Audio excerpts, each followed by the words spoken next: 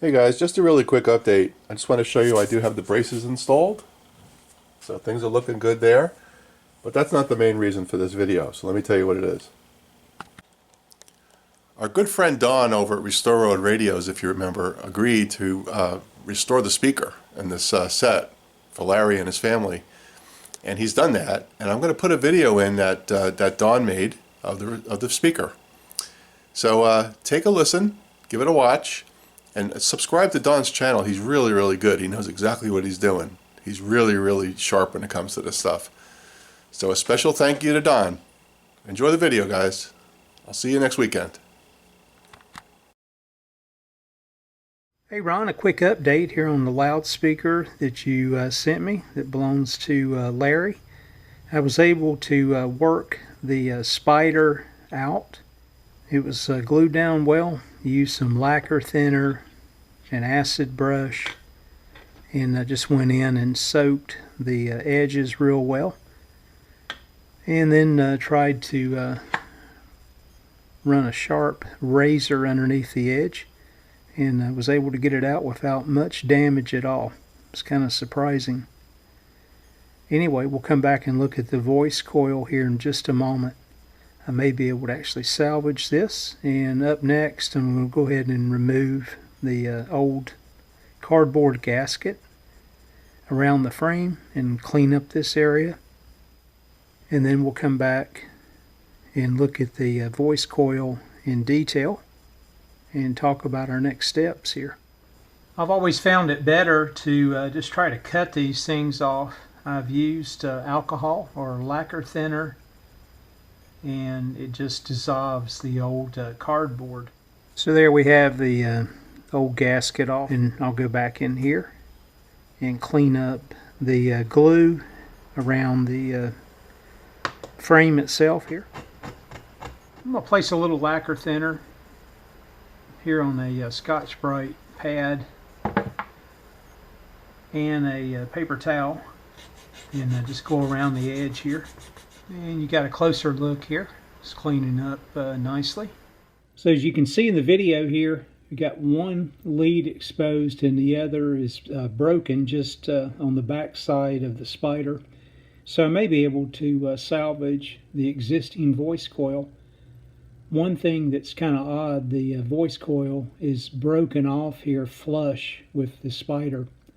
So if I am able to save the voice coil, I'm going to need to build this up at least a few millimeters so I can place the cone that I'll build as well around that area.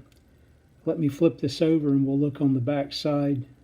The lead to the left is the one that makes its way through the top side of the spider, and the lead you can see here on the right side is the one that's broken off. So again, I'll try to solder to that point and see if we can extend the lead, check the voice coil continuity, and then I'll look and see if I can reproduce a new collar for the top side and get that attached to the spider. Off to plan B, the voice coil itself was just too fragile. It just started falling apart. I elected to go ahead and wind a new voice coil by hand, as you can see here in the photos, and produce a mock-up cone as well. So my plan is to take this cone and rob the surround itself. So I'm going to cut that out, and then we'll place the new voice coil and spider back in the loudspeaker itself. Here again I'm doing some dry fits, you can see, with the paper cone just printed from regular printer paper to get the size correct. It made some shims here just out of regular copy paper. I tried a full sheet. The gap itself is too tight, so 4 small pieces, building up the spider there where it had some damage. And then you can see some more just dry fits to make sure that the new voice coil Hopefully will not be rubbing, and the height of the coil is correct as well inside that magnetic gap. Everything soldered back in place here, and you can see the DC resistance at 3.2 ohms. So I think that's about 0.1 ohm from the schematic itself.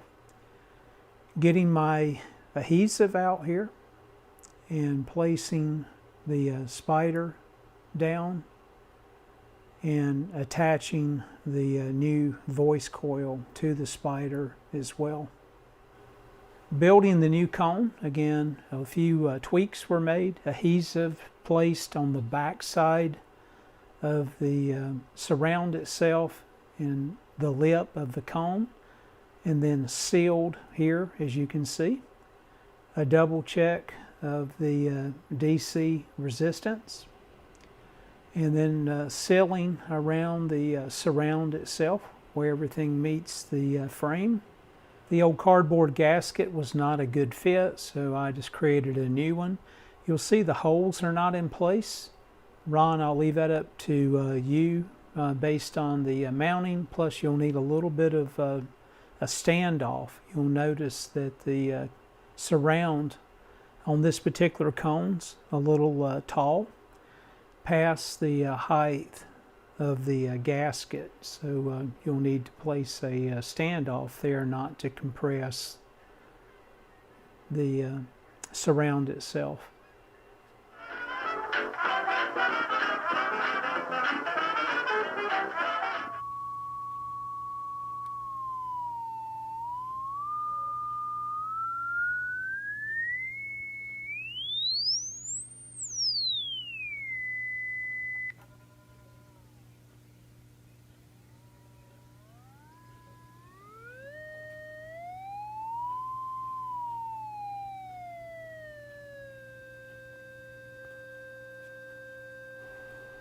So Ron, left to do, clean up that wiring that you and I discussed, and then I'll get this mailed back to you.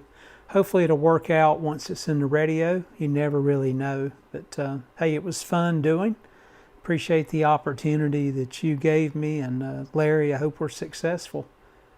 Can't wait to see the restoration work that you do on the beautiful radio as well. I know Larry's going to be really proud of it. Thanks again, Ron and Larry.